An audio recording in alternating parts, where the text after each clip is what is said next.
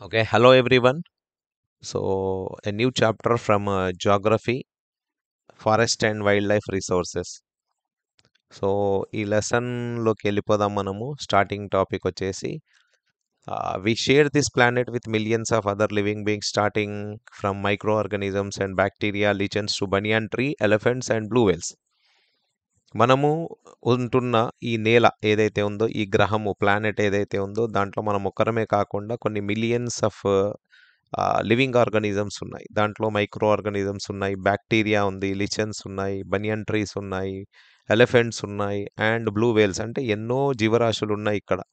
So వాటితో పాటు మనం కలిసి ఉంటున్నాం. Okay, so right here. And next వచ్చేసి this entire habitat that we live in has immense biodiversity. మనం ఏదైతే నేలలో ఉంటున్నామో, నేల మీద ఉంటున్నామో, దీన్ని హ్యాబిటాట్ అంటాం. నివాస స్థలము, జీవస్థలం ఏదైతే ఉంది కదా హ్యాబిటాట్, అది it is a full of immense biodiversity. Biodiversity అంటే జీవ వైవిధ్యం. ఓకేనా, జీవాలు ఉన్నాయి కదా, ఒక్కొక్క జీవం డిఫరెంట్ ఒక్కొక్క ఆర్గానిజం అనేది డిఫరెంట్ వేలో. హ్యూమన్ బీయింగ్స్ ఒక రకంగా, యానిమల్స్ ఒక రకంగా, మళ్ళీ యానిమల్స్లో ఒక్కొక్క యానిమల్ ఒక్కొక్క రకంగా ఉంటుంది. ప్లాంట్స్ ఉంటాయి, ట్రీస్ ఉంటాయి. ఓకేనా, ఇలా. So that is why it is called as biodiversity. And we humans along with all the living organisms form a complex web. మనమందరము ఈ అన్ని జీవరాశులతో పాటు కలిసి ఉంటున్నాం కాబట్టి దీన్ని ఏమంటామంటే ఒక కాంప్లెక్స్ వెబ్ లాగా, అంటే క్లిష్టమైన వెబ్ లాగా ఉంది. దాన్ని మనం ఏమంటామంటే ఒక ఎకోసిస్టమ్ అంటాం, పర్యావరణ వ్యవస్థ. అండ్ ఈ పర్యావరణ వ్యవస్థలో ఒకరి మీద ఒకరు ఆధారపడుకుంటా ఉన్నామంటే which we are only a part and very much dependent on this system for our own existence. Human beings అంటే మానవులు బ్రతికి బట్టగట్టాలంటే ఈ సిస్టమ్ ఏదైతే ఉంది కదా, పర్యావరణ వ్యవస్థ ఏదైతే ఉందో దాంట్లో ఉన్న ప్రతి ఒక్క ఆర్గానిజంతో పాటు మనము వాళ్ళ మీద ఆధారపడి ఉండడమే ఉంది. మనం బ్రతకాలి అంటే, హ్యూమన్ బీయింగ్ బ్రతికి బట్టగట్టాలి అంటే అన్ని ఆర్గానిజమ్స్ మీద డిపెండ్ అయి ఉండాలి ఖచ్చితంగా. And for example, the plants, animals, and microorganisms recreate the quality of where we breathe. ఒకదాని మీద ఒకటి ఎట్లా ఆధారపడి ఉంది అంటే, మనం ఎక్కడైతే జీవిస్తున్నామో ఆ నేల మీద ప్లాంట్స్ ఉన్నాయి, అనిమల్స్ ఉన్నాయి, మైక్రో ఆర్గానిజమ్స్ ఉన్నాయి. ఇవి ఏం చేస్తాయంటే మనము పీల్చే గాలిని స్వచ్ఛంగా చేసి రీక్రియేట్ చేస్తాయి మన కొరకు. ఓకేనా, వాటర్ ఉంది మనకి నేల మీద, సాయిల్ ఉంది నేల మీద, పంటలు పండించుకోవడానికి. ఆ పంటలు పండించుకుంటేనే మనకు ఆహారం దొరుకుతుంది. ఓకే, సో దాహం తీర్చుకోవడానికి నీళ్లు దొరుకుతున్నాయి. ఓకే, శ్వాస తీసుకోవడానికి గాలి, స్వచ్ఛమైన గాలి దొరుకుతుంది. రైట్ యార్. And forest play a key role in the ecological system as these are also the primary producers on which all other living things depend. So ఇక్కడ ఏమంటున్నాం మనం, ఇక్కడ ఫారెస్ట్ అడవుల గురించి మాట్లాడుతున్నాం. లెసన్ కూడా వచ్చేసి మనకు ఫారెస్ట్ అండ్ వైల్డ్ లైఫ్ కాబట్టి. So forest they play an important role in this ecological system. ఈ పర్యావరణ వ్యవస్థలో అడవులు అనేటివి, వీటిని ఏమంటామంటే ప్రైమరీ ప్రొడ్యూసర్స్ అంటాం. ఓకే, సో ప్రాథమిక నిర్మాతలు ఆర్ ప్రాథమిక ఉత్పత్తిదారులు అంటాం. ప్రొడ్యూసర్స్ అంటే ఉత్పత్తి చేసేవారు. ఓకే, సో వీటి మీదనే అందరూ ఆధారపడి ఉన్నారు, ఎందుకంటే ప్రైమరీ ప్రొడ్యూసర్స్ ఫారెస్ట్స్ కాబట్టి. Right yeah. Okay, so next topic from this lesson is flora and fauna. Flora and fauna అంటే, okay, so flora and plant kingdom and fauna అనేది యానిమల్ కింగ్డమ్. టోటల్ భూమి మీద ఉన్న వృక్షజాలం ఫ్లోరా అండ్ జంతుజాలం fauna. Total ఉన్న చెట్లు, ఓకేనా, చెట్లు కానీ పెద్ద పెద్ద వృక్షాలు కానీ అవన్నిటిని మనం ఏమంటాం ఫ్లోరా అంటాం. అండ్ ఫౌనా టోటల్ ఆల్ జీవరాశులు, all types of animals is called as fauna. So flora and fauna in India ఎలా ఉంది? ఇఫ్ యూ లుక్ అరౌండ్, మనం మన చుట్టూ చూసుకుంటే, you will be able to find that there are some animals and plants which are unique in your area. మనం నివసించే ప్రాంతంలో, అంటే మనమే అని కాదు, ఎక్కడ ఉన్న వాళ్ళు కూడా వాళ్ళ చుట్టుపక్కల ఉన్న ప్రాంతాన్ని చూసుకుంటే వాళ్ళ ప్రాంతంలో దొరికే యానిమల్స్ కానీ, ఆ చెట్లు చిన్న చిన్న చెట్లు వృక్షాలు కానీ అక్కడికే పరిమితం అవుతాయి. కొన్ని కొన్ని సందర్భాల్లో స్పెషల్గా ఉంటాయి అన్నట్టు. అక్కడనే యూనిక్‌గా దొరుకుతాయి, వేరే చోట దొరకవన్నట్టు. ఎందుకంటే అక్కడున్న వాతావరణం, అక్కడున్న సాయిల్, అక్కడ దొరికే వాటర్, అక్కడ వీచే గాలి కారణంగా ఆ specific type of plants and animals అక్కడనే ఉంటాయి. జస్ట్ లైక్ ఎగ్జాంపుల్ కంగారూస్ ఉన్నాయి. ఆస్ట్రేలియాలో కంగారూస్ కనబడతాయి మనకు. ఆస్ట్రేలియా స్పెషల్‌గా. కీవీ బర్డ్ అని ఉంటుంది ఒకటి. న్యూజిలాండ్‌లోనే కనబడుతుంది ఒకటి. అలా అన్నట్టు. ఓకేనా?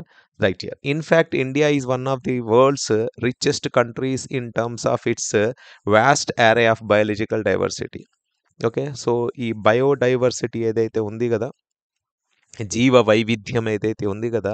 ఇది ఇండియాలో చాలా విశాలంగా కనిపిస్తుంది. ఎందుకు కనిపిస్తుంది అంటే మీకందరికీ తెలుసు భారతదేశం seventh largest country in the world and ఆహ్, డిఫరెంట్ రీజియన్స్ ఉన్నాయి మన దగ్గర. ఇక్కడ చూసుకుంటే మనకు మనం India is a sub continent అని కూడా అంటాం మనం కొన్ని సందర్భాల్లో. మన దగ్గర ఇక్కడ మౌంటైన్స్ ఉన్నాయి, రివర్ వ్యాలీస్ ఉన్నాయి, రివర్స్ ఉన్నాయి. ఓకే. సో, ప్లాట్యూస్ ఉన్నాయి, ప్లెయిన్స్ ఉన్నాయి, డిఫరెంట్ ఎగ్జాంపుల్ డెజర్ట్స్ ఉన్నాయి. ఎక్కువ వర్షపాతం పడే ప్రాంతాలు ఉన్నాయి మన దగ్గర. సో, దానికి కారణంగా ఏమైపోయింది అంటే భారతదేశంలో richest world's richest countries in terms of biological diversity. జీవ వైవిధ్యం ఉన్న ఒక దేశం అన్నట్టు ప్రపంచవ్యాప్తంగా. అండ్ మీరు గనుక గమనించి చూస్తే you may have realised the importance of these resources in our daily life. మన జీవితంలో ఇవన్నీ ఎంత ప్రాధాన్యత పొంది ఉన్నాయనేది మనకి ఈ పాటికి అర్థమవుతుంది. ఎందుకంటే మీరు 10థ్ క్లాస్‌లోకొచ్చేసారు కాబట్టి మీకు ఆల్రెడీ అర్థమవుతుంది దీని ప్రాధాన్యత ఎంత. These diverse flora and fauna are so well integrated in our daily life that we take these for granted. ఇవన్నీ మన జీవితంలో ఆల్రెడీ క్రియేట్ అయ్యి ఉన్నాయి. అంటే దేవుడు అంటే ప్రకృతి ఏదైతే ఉందో మన కొరకు ఆల్రెడీ తయారు చేసి పెట్టింది. ఓకేనా? మనిషి పుట్టే వరకే స్వచ్ఛమైన గాలి ఉంది. మనిషి పుట్టే వరకే నీళ్లున్నాయి. మనిషి పుట్టే వరకే నేల ఉంది. మనిషి పుట్టే వరకే చెట్లు, పుట్టలు, గుట్టలు అన్నీ ఉన్నాయి. సో, ఇవన్నీ ఆల్రెడీ ఎగ్జిస్టెడ్ ఉన్నాయి కాబట్టి మనిషి దీన్ని ఎలా తీసుకుంటున్నాడంటే గ్రాంటెడ్. చాలా చులకనగా తీసుకుంటున్నాడు. అండ్ అలా చులకనగా తీసుకోవడం వలన ఏం చేస్తున్నాడంటే వీటన్నిటిని నాశనం చేస్తూ వెళ్ళిపోతున్నాడు. ఓకేనా? ఇవన్నీ డీగ్రేడ్ అయిపోతున్నాయి. ఓకే.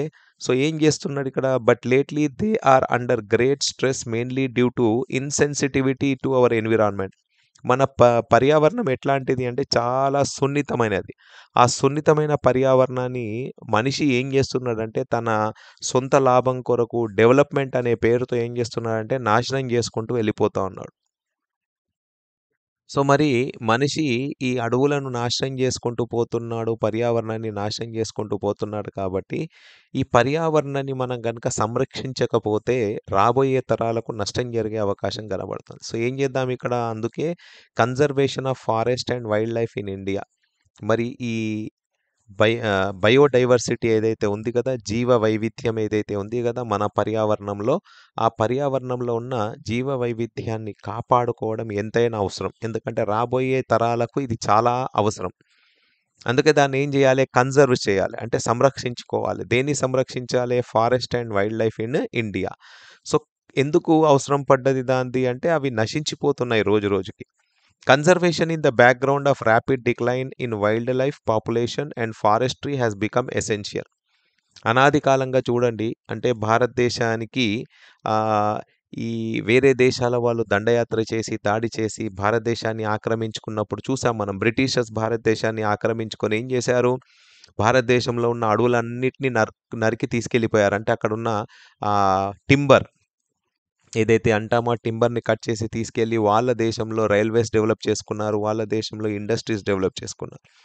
సో, అక్కడి నుంచి మొదలైంది. దానికంటే ముందు నుంచి కొద్ది కొద్దిగా అండ్ బ్రిటిషర్స్ ఉన్నప్పుడు చాలా ఎక్కువగా జరిగింది. అండ్ మనకు స్వాతంత్రం వచ్చినంక కూడా మనము కూడా అంటే భారతీయులు కూడా డెవలప్‌మెంట్ అభివృద్ధి సాధించే దిశలో పడి అడవులను నరికేయడము, జంతువులను చంపేయడము, వేట కొరకు ఇలా జరుగుతుంది.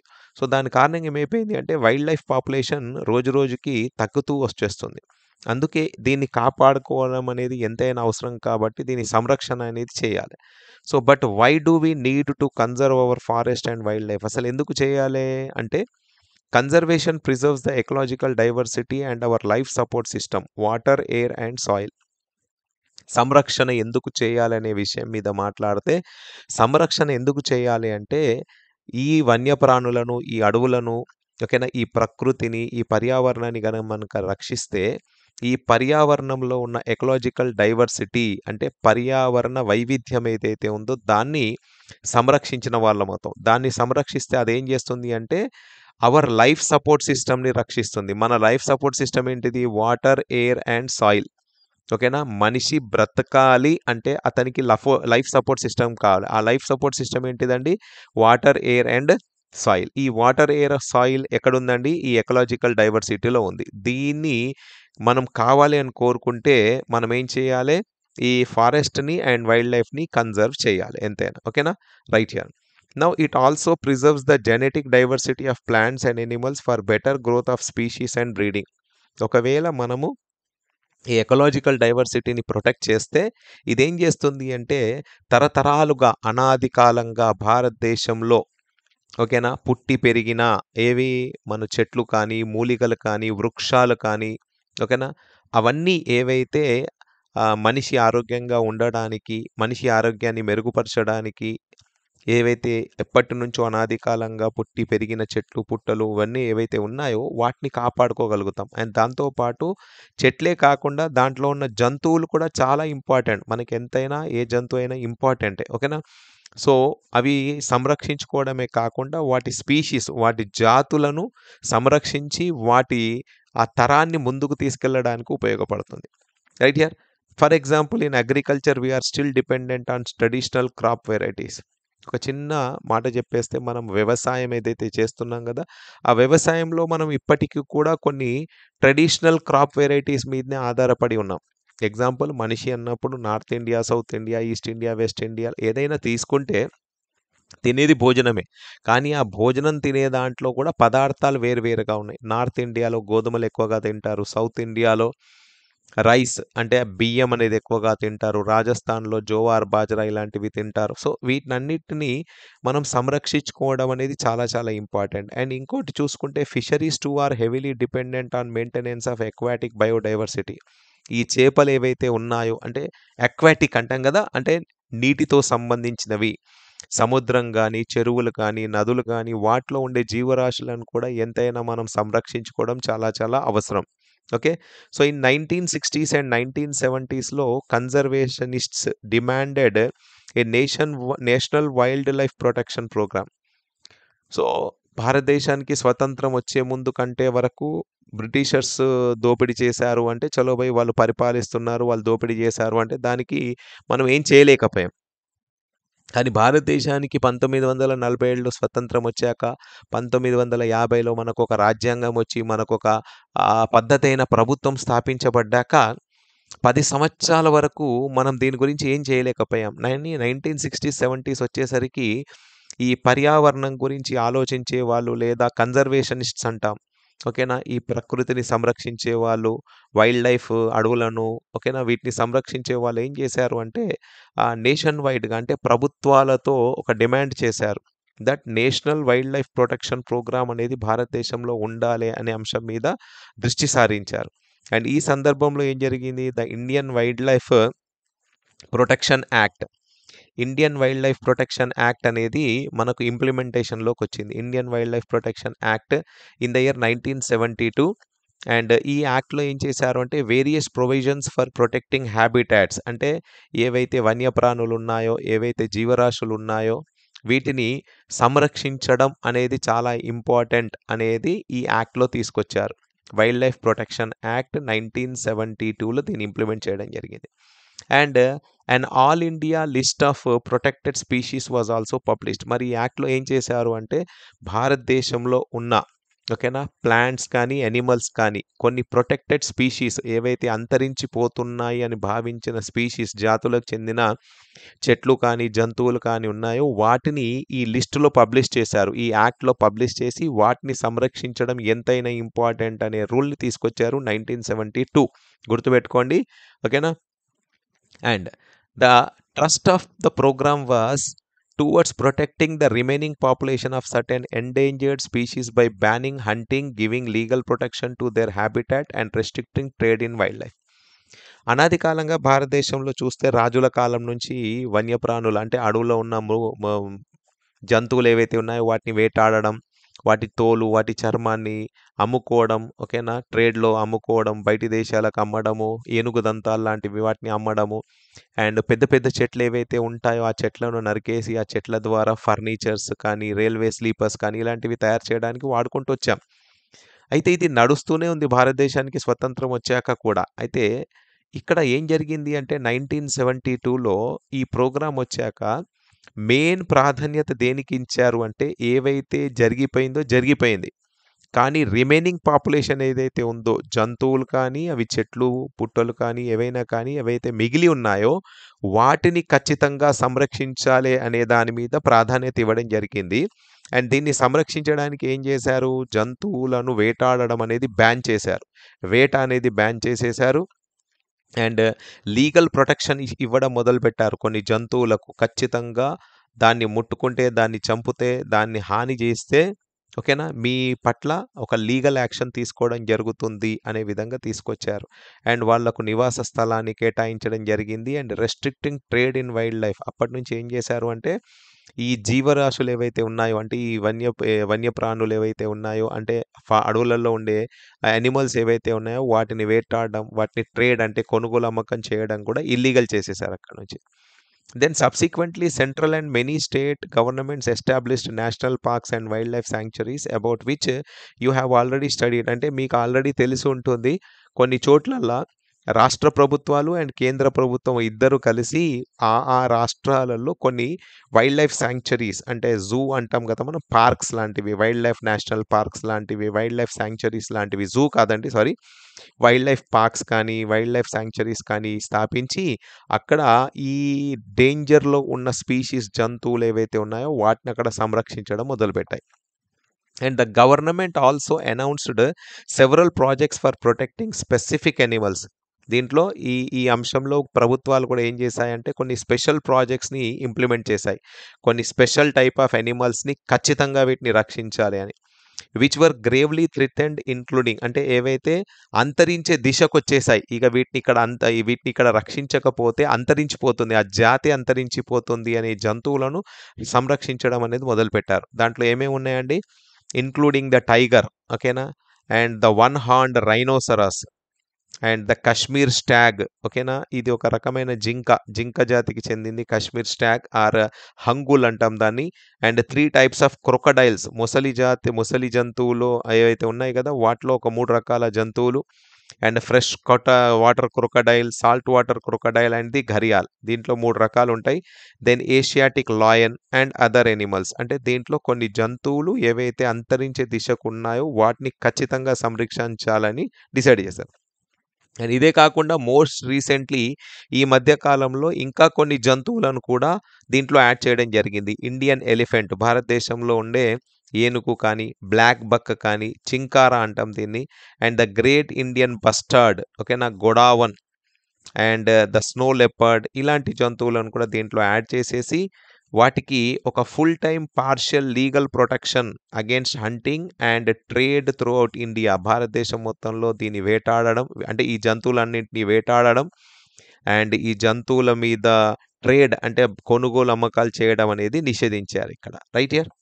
దెన్ సో ఇక్కడ మనం గనుక చూస్తే, ఇగో ఇలాంటి ప్రోగ్రామ్స్, ఆ tribal girls using bamboo saplings in nursery at Mukkali near Silent Valley, ఇదంతా అడవులలో ఉండే వాళ్ళకు, వీళ్ళ మీద కూడా కొన్ని కండిషన్స్ పెట్టారు. మీరు అడవులో నుంచి కలెక్షన్స్ చేసేటప్పుడు జంతువులకు ఏ రకమైన హాని కలగకుండా, అండ్ మీరు ఏవైతే కలెక్షన్ చేస్తారో, అంటే పొయ్యి కట్టలు ఏవైతే కలెక్ట్ చేస్తారో, చెట్లను నరుకుతారో, అలాంటి చెట్లలో ఏవైతే లుప్తమయ్యే, అంటే అంతరించిపోయే దిశకున్న వాటిని ముట్టుకోకూడదని కొన్ని కండిషన్స్ కూడా పెట్టడం జరిగింది. రైట్. దెన్ నెక్స్ట్ వచ్చేసి, మరి జంతువులను రక్షించే దిశలో ఒకటి స్టార్ట్ చేశారు. ఒక ప్రాజెక్ట్ స్టార్ట్ చేశారు. That is called as Project Tiger. Okay. So మీకు అందరికీ తెలుసు, tiger is one of the key tiger is one of the key wildlife species in the faunal web. అంటే జంతుజాలంలో, ఓకేనా, యానిమల్ కింగ్డమ్‌లో మీకు అందరికీ తెలిసింది ఏంటిది అంటే, టైగర్ అనేది ఒక కీ రోల్ ప్లే చేస్తుంది. 1973 the authorities realised that the tiger population has dwindled to 1827 from an estimated 55,000 at the turn of the century. అంటే ఈ సెంచరీ మొదలయ్యే సమయానికి 55,000 టైగర్స్ ఉన్నాయి భారతదేశంలో. అది దాదాపుగా 1973 వచ్చేసరికి అంటే దగ్గర దగ్గర 73 సంవత్సరాలు దాటే సమయానికి అవి 1827 టైగర్స్‌కే దాని జనాభా ఉండిపోయింది. అంటే చాలా భయంకరంగా వీటి యొక్క వేట జరుగుతుంది. వీటిని చంపేయడం అనేది జరుగుతుంది. అండ్ ఇది ఇలానే కంటిన్యూ అయితే ఇది కూడా లుప్తమయ్యే అంటే అంతరించిపోయే జాతిలోకి కలిసిపోతుంది అని అనుకున్నారిక్కడ. అండ్ ఆ సందర్భంలో ఏం చేశారు అంటే the major threats to tiger population are numerous such as poaching for trade, shrinking habitat, depletion of prey base species, growing human population. Tiger జనాభా తగ్గడానికి ఒకటి దాన్ని వేటాడడం, దాని తోలు కానీ, ఓకేనా? దాన్ని ఏమంటారు బయటి దేశాలకు, విదేశాలకు అమ్ముకోవడం కానీ, అండ్ హ్యూమన్ పాపులేషన్ అంటే మనుషుల యొక్క సంఖ్య, ఓకేనా? జనాభా పెరిగిపోయి అడవులను నరికేసి అడవులలోకి వెళ్ళి ఆహ్, ఇల్లు కట్టుకోవడము, నివాసం ఉండడము, ఇలాంటివన్నీ మేజర్ కారణాలైనయి టైగర్స్ సంఖ్య తగ్గిపోవడానికి. And the trade of tiger skin and the use of their bones in the traditional medicines, especially in the Asian countries, left the tiger population on the verge of extinction. ఇంకో ముఖ్య కారణం ఏంటిది అంటే దీని మీద trade జరుగుతది. ఓకేనా? Tiger తోలు కానీ, టైగర్ యొక్క అస్థికలు ఏవైతే ఎముకలు ఉంటాయి గదా! వాటిని భారతదేశంలో కొన్ని మూలికల మందులు తయారు చేయడానికి దాంట్లో వాడడం జరుగుతా ఉంటుంది. ఏషియన్ కంట్రీస్‌లో, భారతదేశంలో. అండ్ ఈ 2 ముఖ్యమైన కారణాల వల్ల కూడా టైగర్ జనాభా తగ్గిపోతూ వచ్చింది. Since India and Nepal provide habitat to about 2/3 of the surviving tiger population in the world, these 2 nations became primer targets for poaching and illegal trading. ముఖ్యంగా ప్రపంచవ్యాప్తంగా చూస్తే భారతదేశం అండ్ నేపాల్ దేశం ఈ 2 దేశాలే దాదాపుగా 2/3 ఓకేనా? ఆఫ్ ది టైగర్ పాపులేషన్‌ని మెయింటైన్ చేస్తాయి. సో, అందుకే ఈ 2 దేశాల్లోనే ఎక్కువగా వేట చేయడము. అందుకే ఈ 2 దేశాల్లో పోచింగ్ అంటే ఇల్లీగల్‌గా ఈ జంతువుల అంటే ఈ టైగర్‌ని చంపేసి వాటి తోలుని కానీ, వాటి యొక్క ఎముకల్ని కానీ విదేశాలకు అమ్మడం అనేది జరిగింది. Okay. So, right. Now next Project Tiger, one of the well publicised wildlife campaign in the world was launched in the year 1973. Okay. 1 mark క్వెషన్‌లో ఇదొస్తుంది. Project Tiger launched in the year 1973, right? So, tiger conservation has been viewed not only as an effort to save an endangered species. అంటే ఈ project tiger ఏదైతే start చేశారో, ఈ project tiger అనేది టైగర్‌ని సంరక్షించడానికే కాకుండా ఇది ఏం జరిగింది అంటే giving equal importance as a means of preserving biotypes of sizeable magnitude, Corbett National Park, ఓకేనా? In Uttarakhand, Sundarbans National Park in West Bengal, and Bandhavgarh National Park in Madhya Pradesh, and Sariska Wildlife Sanctuary in Rajasthan, Manas Tiger Reserve in Assam, and Periyar Tiger Reserves in Kerala are some of the tiger reserves of India.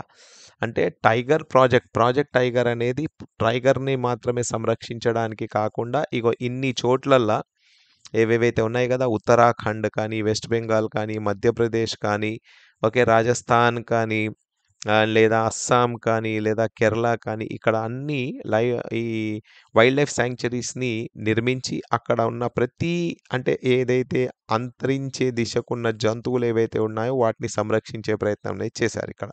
Right? So, the conservation projects are now focusing on biodiversity rather than on a few list of animals. ఇప్పటివరకు ఏం చేశారు అంటే కొన్ని అంతరించే దశకు ఉన్న జంతువులను సంరక్షించడమే target పెట్టుకున్నారు. కానీ ఇప్పుడేమంటున్నారు కన్జర్వేషన్ ప్రాజెక్ట్స్ వాళ్ళంటే లేదు అన్నిటిని సంరక్షించాలి. అంటే ఏవైతే అంతరించే దిశలో ఉన్నాయో వాటినైతే ఖచ్చితంగా సంరక్షించాలి. వేటి జనాభా అయితే ఎక్కువుందో వాటినైతే ఖచ్చితంగా సంరక్షించుకోవాలి. ఎందుకంటే రాబోయే తరానికి అవి అవసరం. And there is now a more intensive search for different conservation measures. ఇప్పుడైతే కొత్త విధానాలను తీసుకొచ్చే ప్రయత్నం చేస్తున్నారు వీటిని సంరక్షించడానికి. Increasingly even insects are beginning to find a place in conservation planning. ఓకేనా? చిన్న జీవాలు ఏవైతే పురుగు, పుట్ర అంటాం కదా మనం. ఇన్సెక్ట్స్ స్పెషల్లీ బటర్‌ఫ్లైస్ కానీ, హనీ బీస్ కానీ, ఓకేనా? ఇలాంటివి ఏవైతే చిన్న ఇన్సెక్ట్స్ ఉన్నాయో వాటిని సంరక్షించే ప్రయత్నం కూడా చేస్తున్నారు. అండ్ వాటికి కూడా ఇక్కడ చోటు దొరుకుతుంది. And in the notification under wild life act of 1980 and 1986, several hundred butterflies, moths, beetles and dragonflies have been added to the list of protected species. స్టార్టింగ్‌లోనైతే అంతరించే దిశలో ఉన్న జంతువులను సంరక్షించడం అనేదే టార్గెట్ పెట్టుకున్నారు. కానీ మెల్లిమెల్లిగా ఏం చేశారు అంటే, జనాభా ఎక్కువున్న వాటిని కూడా రక్షించాలి. ఎందుకంటే ఇవి కూడా ఒకరోజు తగ్గిపోతాయి అనే దిశలో పనిచేయడం మొదలుపెట్టి ఏం చేశారు అంటే, wildlife act of 1980 and 86లో బటర్‌ఫ్లైస్ ఓకేనా? తేనెటీగలు కానీ, సీతాకోకచిలుకలు కానీ, ఓకేనా? డ్రాగన్ ఫ్లైస్ లాంటివి ఇలాంటివన్నిటిని కూడా దీంట్లో యాడ్ చేశారు వీటిని సంరక్షించాలని. And in 1991 for the first time plants were also added to the list of starting with 6 species. ఒక 6 జాతులకు చెందిన చెట్లను కూడా అంటే వృక్షాలను కూడా సంరక్షించాలి. ఎందుకంటే ఇవి కూడా అంతరించిపోయే దిశలోకి వచ్చాయి అని వాటిని కూడా సంరక్షించే ప్రయత్నం చేశారు. ఓకేనా? So, types and distribution of forest and wild life resources. మరి ఈ దిశలో ఏ చెట్లు, ఏ అడవులో ఉన్న ఏ జాతులకు చెందిన వైల్డ్ లైఫ్ రిసోర్సెస్ కానీ, చెట్లు కానీ వాటిని సంరక్షించే ప్రయత్నం చేశారో చూద్దాం మనం ఇక్కడ. Even if you want to conserve our vast forest and wild life resources, it is rather difficult to manage, control and regulate them in India. మనం ఏదైతే సంరక్షించాలనుకుంటున్నామో అది చాలా క్లిష్టమైన పద్ధతి. ఓకేనా? అంటే చాలా కష్టంగా అవుతుందది. మనం ఏదో అనుకున్నట్టుగా ఈజీగా, సుజావుగా జరిగిపోదది. ఓకేనా? దాన్ని సంరక్షించడం అనేది చాలా కష్టం. డిఫికల్ట్‌గా ఉంది. దాన్ని మేనేజ్ చేయడం కూడా చాలా కష్టం. అండ్ కంట్రోల్ చేయడం అంటే ఇల్లీగల్‌గా దాన్ని ట్రేడ్ చేయడం కూడా కాపాడలేం మనము. వేటను ఆపలేకపోతున్నాం మనము. ఓకేనా? సో, ఇది చాలా డేంజర్‌గా మారుతుంది మనకు. Right here in India if you see uh, much of its forest and wildlife resources are either owned or managed by the government through forest departments or other government department.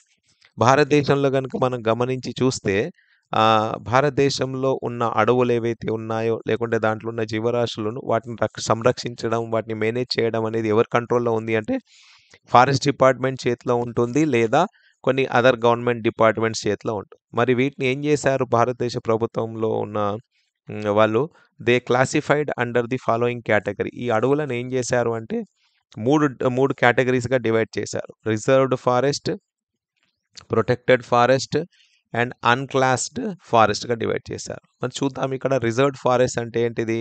More than half of the total forest land has been declared as reserved.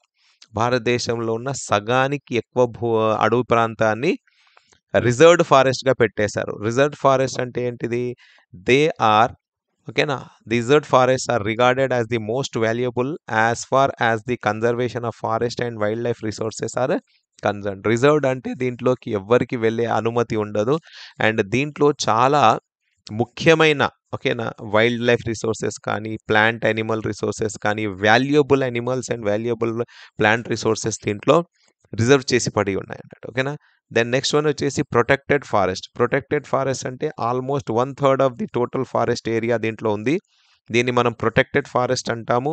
And it is as declared by the forest department ఇచ్చిన లెక్కల ప్రకారంగా 1/3 of the total forest area is protected forest. And this forest lands are protected from any further depletion. దీంట్లో valuable resources ఉన్నాయి. And ఇవి రాబోయే రోజుల్లో ఇంకా తరిగిపోకుండా ఓకేనా? ఇక్కడున్న జంతుజాలం కానీ, వృక్షజాలం కానీ అంతరించే దిశకి వెళ్ళకుండా దీన్ని ప్రొటెక్ట్ చేయడం అనేది జరుగుతుంది. దెన్ నెక్స్ట్ వన్ వచ్చేసి unclassed forest. And these are other forest and waste lands belonging to both government and private individuals and community. ఇవేంటి అంటే వేస్ట్ ల్యాండ్స్, బంజరు భూములు కానీ ఓకేనా?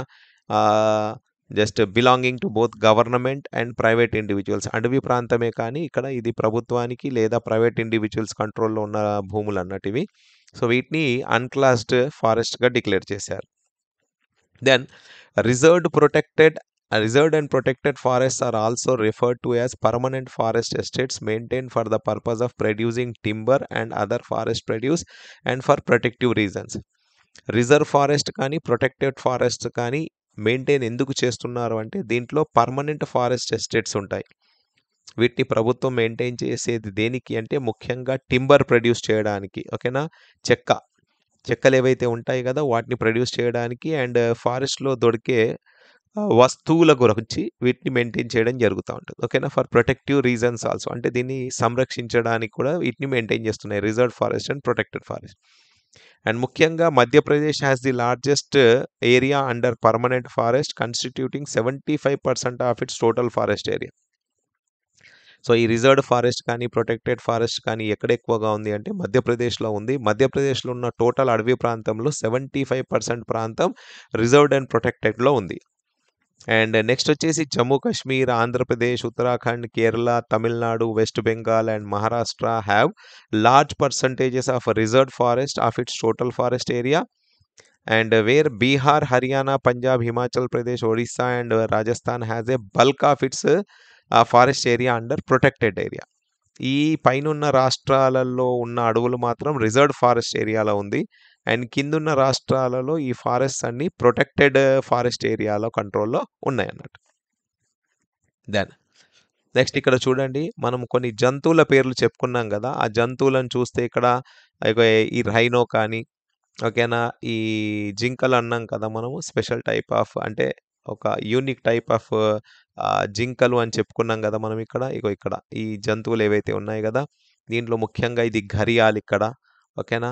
అండ్ ఇది కాకుండా మనకిక్కడ కాశ్మీర్ స్టాగ్ అన్నాం కదా మనం. జింక జాతులలో and rhinoceros. One horned rhinoceros. One horned rhinoceros అంటే ఇగో ఇది. ఏది? ఇగో ఇది సింగిల్ హార్న్డ్ రైనోసరస్. ఈ రైనోసరస్‌ని రక్షించే ప్రయత్నం చేశారు. ఇగో దీన్ని కాశ్మీరీ స్టాగ్ వీటిని సంరక్షించే ప్రయత్నం చేశారు ఇక్కడ. అండ్ నెక్స్ట్ వచ్చేసి ఘరియాల్. ఈ ఘరియాల్ అనేది మన ముసలి జాతికి చెందింది. అంటే ముసళ్ళుంటాయి గదా! క్రొకటైల్స్ జాతికి చెందిందిది. సో, దాని పాపులేషన్ కూడా దాదాపుగా 1970స్‌లో బాగా తగ్గిపోయిందిది. ఓకే. సో, దీన్ని గూడా సంరక్షించడం అనేది చాలా ఇంపార్టెంట్‌గా మారిపోయింది. అండ్ ఇక్కడ యమునా రివర్ వాటర్ డర్టీగా అంటే మురికి నీళ్ళుగా మారిపోవడం వలన కూడా ఇక్కడ దీని మీద ఆధారపడే కొన్ని ఏమంటాము బర్డ్స్, పక్షి జాతులు కూడా అంతరించే దిశకొచ్చేసాయి గాబట్టి దాని మీద గూడా దృష్టి సారించారిక్కడ. Right here. And next one వచ్చేసి మనకు eastern states and parts of Gujarat have a very high percentage of here's forest as unclassed forest managed by local communities. పైన 2 చెప్పుకున్న రాష్ట్రాలలో అంటే కొన్ని రాష్ట్రాలలో ఒక దగ్గర రిజర్వ్ ఫారెస్ట్ ఉన్నాయి. ఒక దగ్గర ప్రొటెక్టెడ్ ఫారెస్ట్ ఉన్నాయి. అండ్ గుజరాత్ కానీ అండ్ ఈస్టర్న్ స్టేట్స్ ఏవైతే ఉన్నాయో అక్కడున్న అడవులన్నీ అన్‌క్లాసిఫైడ్ ఫారెస్ట్‌గా పరిగణలోకి తీసుకోవడం జరిగిందన్నట్టు ఇక్కడ. ఓకేనా? దెన్ నెక్స్ట్ వచ్చేసి కమ్యూనిటీ అండ్ కన్జర్వేషన్. మరి మన సమాజం ఏదైతే ఉంది గదా! మన సమాజం ఈ సంరక్షించే బాధ్యత ఏమన్నా తీసుకుంటుందా? సమాజం యొక్క బాధ్యత ఏమన్నా ఉందా సంరక్షించడానికి? So, conservation strategies are not new in our country. We often ignore that in India forests are also home to some of the traditional communities. అంటే కొన్ని సమాజాలకు అంటే కొన్ని వర్గాలకు చెందిన వాళ్ళు అనాది కాలంగా అడవులోనే నివసించుకుంటూ, అడవులోనే వాళ్ళ జీవితాన్ని గడుపుతూ వస్తున్నారు. సో, మనమేమనుకుంటాము అంటే అడవులనేటివి ఓకేనా, మనకు చాలా సుజావుగా అంటే ఈజీగా దొరికినాయి కాబట్టి we take it for granted. వీటి గురించి మనం ఏ రకమైన పట్టింపులు లేకుండా బ్రతికేస్తూ వచ్చాం ఇన్ని సంవత్సరాల నుంచి. కానీ అవి అంతరించే దిశలోకొచ్చేసరికి మనకిప్పుడు కళ్ళు తెరుచుకున్నాయి. వీటిని ఎంతైనా రక్షించాలని. మరి ఈ అడవులలో ఉండే కొన్ని కమ్యూనిటీస్ ఏవైతే ఉంటాయి గదా! కొన్ని సమాజాలకు చెందిన వాళ్ళు, వాళ్ళ బాధ్యత కూడా ఉంటుంది దీన్ని సంరక్షించడం. ఎలా? In some areas of India local communities are struggling to conserve these habitats along with government officials. కొన్ని రాష్ట్రాల్లో గానీ, కొన్ని ప్రాంతాల్లో కానీ ఆ అడవి చుట్టూ ఉన్న ప్రాంతాలకు చెందిన సమాజం వాళ్ళు లేదా అడవులలో ఉండే సమాజం వాళ్ళు ఎగ్జాంపుల్ ట్రైబల్స్ వీళ్ళు ప్రభుత్వాలతో కలిసి కష్టపడుతున్నారు. ఈ వన్యప్రాణులను, ఈ అడవులను సంరక్షించుకోవాలి. ఇది మనకు అవసరమని. Example in Sariska tiger reserve Rajasthan villagers have fought against mining by cutting the wild life protection act. ఓకేనా? సో, సరిస్కా టైగర్ రిజర్వ్‌లో ఉండే విలేజర్స్ ఏం చేశారు అంటే, అక్కడ జరిగే illegal cutting of trees and wild life protection act కింద అక్కడ పోరాటం చేసి వాటిని సంరక్షించుకునే ప్రయత్నం చేశారు. And in many areas villagers కూడా ఏం చేస్తున్నారు అంటే, అక్కడున్న వన్యప్రాణులను, జీవరాశులను సంరక్షించడానికి కొన్ని ప్రభుత్వం యొక్క ఇంటర్ఫియరెన్స్‌ని కూడా కొన్ని కొన్ని సందర్భాల్లో తిరుగుబాటు చేస్తున్నారు. అంటే ప్రభుత్వం ఒకవేళ కాంట్రాక్టర్స్‌కి కాంట్రాక్ట్స్ ఇచ్చి అడవులలో చెట్లు నరకడానికి ఇలాంటివి ఇవ్వడం జరుగుతా ఉంటది కొన్ని సందర్భాల్లో. సో, అలాంటి రూల్స్ అండ్ రెగ్యులేషన్స్ ఒకవేళ గనుక ప్రభుత్వాలు ఇస్తే ఇవ్వవు. ఇస్తే కూడా కొన్ని సందర్భాల్లో వాటిని తిరగబడుతున్నారు. అంటే వాటిని తిరస్కరిస్తున్నారు అక్కడున్న ప్రజలు. ఎగ్జాంపుల్ ఇక్కడ మనం చూసాం 'సరిస్కా టైగర్' ప్రాజెక్ట్‌లో కానీ, లేదా కొన్ని చోట్లలో. And the inhabitants of the 5 villages in the Alwar district of Rajasthan have declared 1200 hectares of forest as the Bhairodev Dakav sanctuary. ఓకేనా. సో, రాజస్థాన్‌లో అల్వార్ అనే డిస్ట్రిక్ట్‌లో మాత్రం 1200 హెక్టార్ల ల్యాండ్‌ని అక్కడున్న ప్రజలు ఏం చేశారు అంటే భైరవ్ డాకౌ సాంక్చురీగా డిక్లేర్ చేసుకున్నారు. దాన్ని డిక్లేర్ చేసి పెట్టేశారు. దాన్ని ప్రొటెక్షన్ చేయడానికి.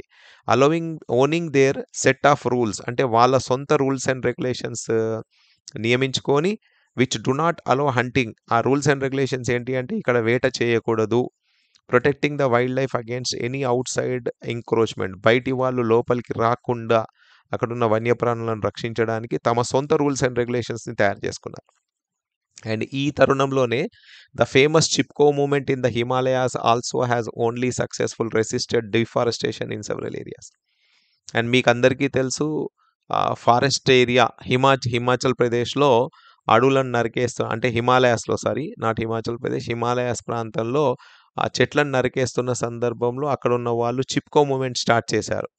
ఆ చిప్కో మూవ్‌మెంట్‌లో వాళ్ళు అక్కడొచ్చిన కాంట్రాక్టర్స్‌తో తిరుగుబాటు చేసి, వాళ్ళతో పోరాటం చేసి, ఓకేనా, చెట్లను ఇలా కౌగిలించుకొని, చెట్టు నరకాలంటే మమ్మల్ని నరికితేనే చెట్టు మీదకి మీరు నరకడం సాధ్యమవుతుంది అనే మూవ్‌మెంట్‌ని తీసుకొచ్చారు. అక్కడ సక్సెస్ కూడా సాధించారు. And but also shown that community afforestation with indigenous species can be enormously successful. ఇక్కడ ఏమంటున్నారంటే ఇలా ప్రతి సమాజం, ప్రతి వర్గానికి చెందిన వాళ్ళు, అంటే ఆ దేశానికి చెందిన ప్రజలు ముందుకొచ్చి అక్కడున్న వన్యప్రాణులను సంరక్షించుకోవడం మొదలుపెడితే మంచి సక్సెస్ వస్తుంది అంటున్నారు. అండ్ ఈ తరుణంలో attempts to revive the traditional conservation methods or developing new methods of ecological farming are nowadays widespread. పాత పద్ధతులు కాకుండా ట్రెడిషనల్ వేలో అడవులను సంరక్షించుకునే కొత్త కొత్త విధానాలను తీసుకొస్తున్నారు. అండ్ ఈ సందర్భంలోనే farmers and citizens groups like the Beej Bachao Andolan in Tehri and Navdanya have shown that adequate levels of diversified crop production without the use of synthetic chemicals are possible and economically valuable. అయితే ఏం చేశారు అంటే వన్యప్రాణులను సంరక్షించడం అండ్ జీవరాశులను సంరక్షించడం, ఆ ఫారెస్ట్‌ని సంరక్షించడమే కాకుండా traditional way of growing crops, కొన్ని జాతులకు చెందిన, అంటే కొన్ని విత్తనాలను కూడా కాపాడుకోవాల్సిన అవసరం ఉంది అని ఆ సందర్భంలో ఒక మూవ్‌మెంట్ స్టార్ట్ చేశారు. బీజ్ బచావ్ ఆందోళన్. బీజ్ అంటే విత్తనం. ఆ పంట విత్తనాన్ని కాపాడడం అనేది చాలా ఇంపార్టెంట్ అనే మూవ్‌మెంట్ తీసుకొచ్చారు. అండ్ నవధాన్య, కొన్ని రకాల ధాన్యాలు ఏవైతే ఉన్నాయో వాటిని రక్షించుకోవాలి. జస్ట్ లైక్ ఇప్పుడు ఈ మధ్య కాలంలో మనకందరికీ చూస్తున్నాం గదా! సిరిధాన్యాలు అని. కొర్రలు, అండు కొర్రలు, సామెలు, ఊదలు అని ఇలాంటివి వస్తున్నాయి గదా! ఓకేనా. ఇవన్నీ ఒకప్పుడు మనిషి వాడిన ధాన్యాలే. కొన్ని అంతరించిపోయాయి, కొన్ని లుప్తమైపోయాయి, కొన్నిటిని మనం మర్చిపోయాం. సో, అలాంటి సందర్భంలో బీజ్ బచావ్ ఆందోళన్, బీజ్ అంటే విత్తనం, నవధాన్య, ఓకేనా, ధాన్యాలను సంరక్షించడం, ప్రొటెక్ట్ చేయడం, ఇదంతా వచ్చేసాయి. Without the use of synthetic chemicals, అంటే ఏ రకమైన హానిపరిచే కెమికల్స్ వాడకుండా ఆర్థికంగా మనకు ఉపయోగపడే విధంగా ఉండే, ఎకనామికల్లీ ఆర్థిక పరంగా మన సమాజానికి ఏ హాని చేయకుండా ఉపయోగపడే విత్తనాలను సంరక్షించుకోవడం అనేది కూడా మొదలుపెట్టారు. And in India joint forest management programme, JFM, joint forest management programme కూడా స్టార్ట్ చేయడం జరిగింది. A good example for involving local communities in the management and restoration of degraded forest. ఏవైతే అడవులు అంతరించిపోతున్నాయో వాటిని సంరక్షించడానికి జేఎఫ్ఎం, జాయింట్ ఫారెస్ట్ మేనేజ్మెంట్ అనే programme start చేసి ఆ లోకల్ ఏరియాలో ఉంటున్న వాళ్ళ ఒక హెల్ప్ తీసుకొని ఏం చేశారు అంటే ఆ ప్రాంతాలలో ఉంటున్న డీగ్రేడెడ్ ఫారెస్ట్ ఏవైతే ఉన్నాయో, అంతరించిపోయే అడవులు ఏవైతే ఉన్నాయో వాటిని సంరక్షించే ప్రయత్నం చేశారు. Then the program has been in formal existence since 1988 when the state of Odisha passed the first revolution for joint forest management. బిగినింగ్‌లోనైతే ఈ ప్రోగ్రామ్ ఏదైతే స్టార్ట్ చేశారో అంత పెద్దగా దానికి గుర్తింపు, పేరు ప్రఖ్యాతి రాలేదు గానీ 1988లో ఒడిస్సా ప్రభుత్వం దీన్ని ఒక రూల్‌గా, ఫస్ట్ రెజల్యూషన్‌గా పాస్ చేశారు for joint forest management. And అప్పటి నుంచి JFM depends on the formation of local village institutions that undertake protection activities mostly on degraded forest land manage by the forest department.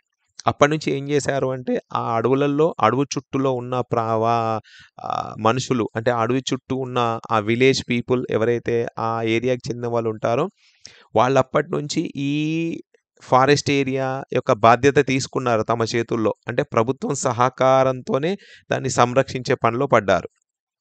And in return, the members of these communities are entitled to intermediary benefits like non-timber forest produces and share in the timber harvested by successful production. ఇలా ఆ కమ్యూనిటీకి చెందిన వాళ్ళు కొన్ని వర్గాలకు చెందిన వాళ్ళు ముందొచ్చి వాళ్ళు ముందడుగేసి వాళ్ళు ఆ వన్యప్రాణులను అక్కడున్న ఫారెస్ట్ని ప్రొటెక్ట్ చేసే పనిలో పడటం వలన వాళ్ళకు కూడా కొన్ని లాభాలు కలిగినాయి. ఎలా అంటే వాళ్ళకు ఆ అడవులలో నాన్ టింబర్ ఫారెస్ట్ ప్రొడ్యూస్ అంటే ఈ చెట్లకు సంబంధించినవి కాకుండా వేరే జస్ట్ లైక్ ఇప్పుడు హనీ తేనె కానీ ఓకేనా మూలికలు కానీ లేదా అక్కడ దొరికే కొన్ని కందులు కానీ ఓకేనా లేదా అక్కడ దొరికే సిల్క్ ప్రోడక్ట్స్ ఓకేనా అలాంటివి వాళ్ళు వాడుకోవచ్చు అండ్ వాటి మీద ట్రేడ్ చేసుకోవచ్చు అనే వాళ్ళకు స్వేచ్ఛ ఇవ్వడం జరిగింది అన్నట్టు. అండ్ ఆ టింబర్ ఏదైతే హార్వెస్ట్ అవుతుందో అక్కడ అడవిలో అంటే లీగల్ పరంగా ప్రభుత్వం చేపట్టే ఆ timber cutting and selling buying and selling of timber దాంట్లో వచ్చే లాభాల్లో కూడా వీళ్ళకు షేర్ ఇవ్వడం అంటే వీళ్ళకు కూడా కొద్దిగా ఉపాధి కల్పించే విధంగా జరిగింది అక్కడ. And the clear lesson from the dynamics of the both environmental destruction and reconstruction in India is that local communities everywhere have to be involved in some kind of natural resource management. ఇప్పుడు ఈ lesson మొత్తం మనం చదివాక అర్థమైంది ఏంటంటే పర్యావరణం నశించే దిశకు వెళ్ళడంలో లేదా దాన్ని సంరక్షించేదందుకు తీసుకునే నిర్ణయాలలో లోకల్ కమ్యూనిటీస్ అంటే ఆ ఏరియాకి ఆ ప్రాంతానికి చెందిన వాళ్ళ బాధ్యత ఎంతైనా ఉంది అని మనం తెలుసుకుంటున్నాం ఇక్కడ. But there is still a long way to go before local communities are at the centre stage in the decision making. ఇది చాలా సమయం పడుతుంది, రాత్రి ఏం జరగదు. అయితే దీంట్లో ముఖ్య పాత్ర వహించాల్సింది లోకల్ కమ్యూనిటీస్. డెసిషన్ మేకింగ్ నిర్ణయాలు తీసుకునేది వాళ్ళే. and accept only those economic or developmental activities that are people centric and environment friendly and economically rewarding. మరి వీళ్ళు తీసుకోబోయే నిర్ణయాలు ఎలా ఉండాలంటే ఇక 3. ఒకటి ఆర్థికపరమైన అభివృద్ధి, దేశం యొక్క ఆర్థికపరమైన అభివృద్ధి అండ్ ఆ ఆర్థిక అభివృద్ధిలో అక్కడ ఉన్న లోకల్ వ్యక్తులకు కూడా లాభం కలగాలి.